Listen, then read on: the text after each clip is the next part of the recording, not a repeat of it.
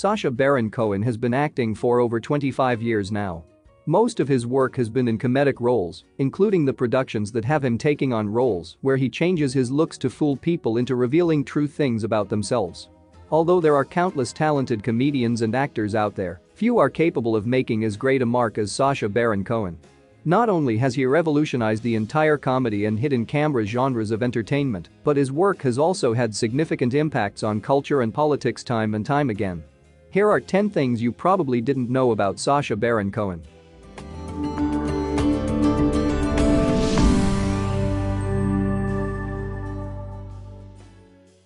He started as a model.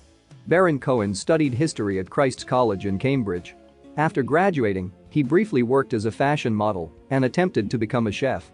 He told New York Times, "I finished high school and there was a chef called Raymond Blanc who got a Michelin star. I went over to his restaurant, called Le Manoir aux Cuisines, and I asked to work there and he declined. He said I was too tall to work in the kitchen, and then I gave up my dream of becoming a chef."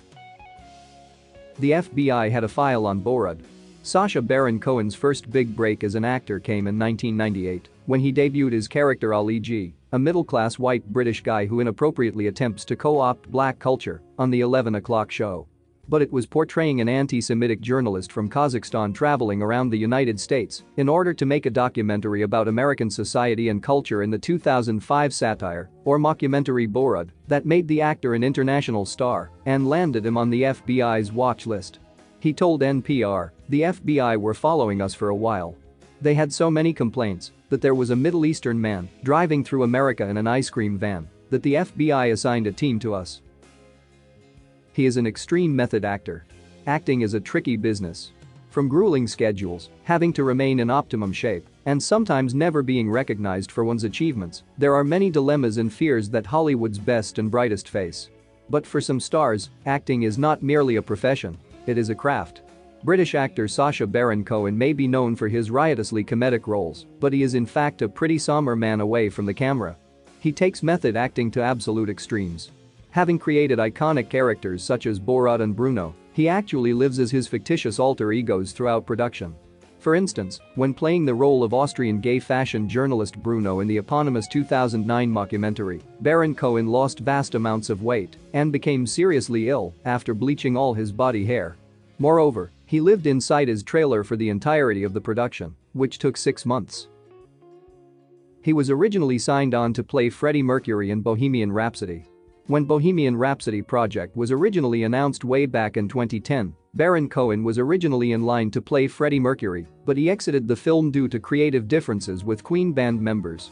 Baron Cohen told Howard Stern in 2016 that members of Queen, who had final script approval, at one point wanted Freddie Mercury's death to occur in the middle of the film and have the focus turn to the rest of the band. "I said, listen, not one person is going to see a movie where the lead character dies from AIDS and then you see how the band carries on." The role eventually went to Rami Malek, who won the Best Actor Oscar for his performance. He was banned from Kazakhstan. It was no surprise that actor Sacha Baron Cohen was banned from Kazakhstan after his film Borat painted an unpleasant picture of the nation. Not only did the country denounce the film, but they also banned Baron Cohen from visiting. However, after much thought, Erlan Idrisov, Kazakh ambassador of the United Kingdom, admitted that the movie helped to put the nation on the map. And so, Baron Cohen's ban was lifted, and he went on to make the second film in Kazakhstan titled Borat subsequent Movafilm. A lot of people have threatened to sue him, and several have. Baron Cohen has almost always had lawyers and producers guiding what's in and out of bounds, but it's no surprise that he's been slapped with lawsuits by several people.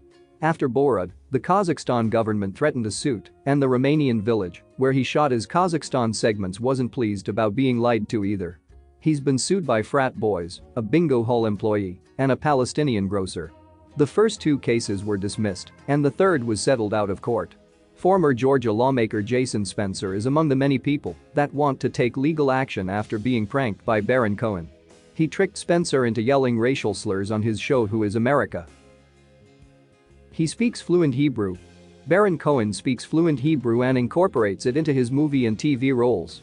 Borat speaks a combination of Hebrew and Polish, and his character in the dictator character speaks Hebrew as well.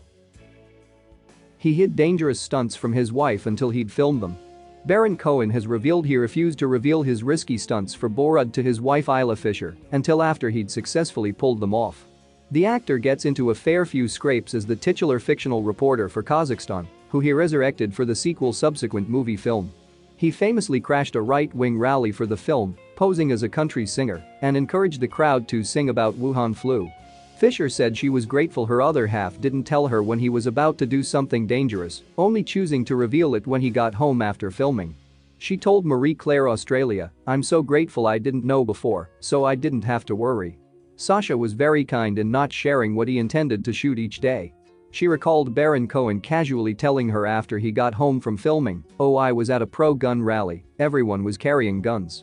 He has spoken in the past about having to wear a bulletproof vest for the stunt and had to make a quick getaway when his cover was blown and organizers and an angry crowd blocked his vehicle from moving off. Writing in Time magazine, he said, "An angry crowd blocked our way and started pounding on the vehicle with their fists. Under my overalls, I was wearing a bulletproof vest, but it felt inadequate with some people outside toting semi-automatic weapons. When someone ripped open the door to drag me out, I used my entire body weight to pull the door back shut until our vehicle maneuvered free. I was fortunate to make it out in one piece." He wrote his dissertation on the American civil rights movement. Before he began his acting career, Baron Cohen studied history at Cambridge University in England. In 1992, he went to Atlanta to interview activists for his undergraduate dissertation on the connection between Black and Jewish people during the American civil rights movement in the 1960s.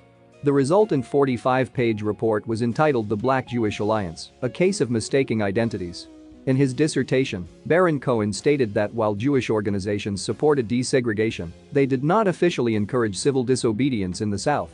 Instead, he claimed that Jewish students took part in the freedom rides, marches, and voter registration projects of their own volition. He also made the argument that the history of suffering experienced by Jewish people played an important part in making them predisposed to identify with oppressed Black people. He owes his success to a clown. And not just any clown, but one of the best clowns in the business. Baron Cohen studied with the legendary Philip Gollier in Paris. Gollier is known for his rigid deadpan, frizzy hair, and heartlessly brutal feedback. The post-fame Baron Cohen, who credits Gollier for his success, returned to the clowning school on its 20th anniversary to perform in workshops. Of his former pupil, Gollier said, "He was so boring. But being boring is normal. Sometimes you have to be boring before you can discover something new."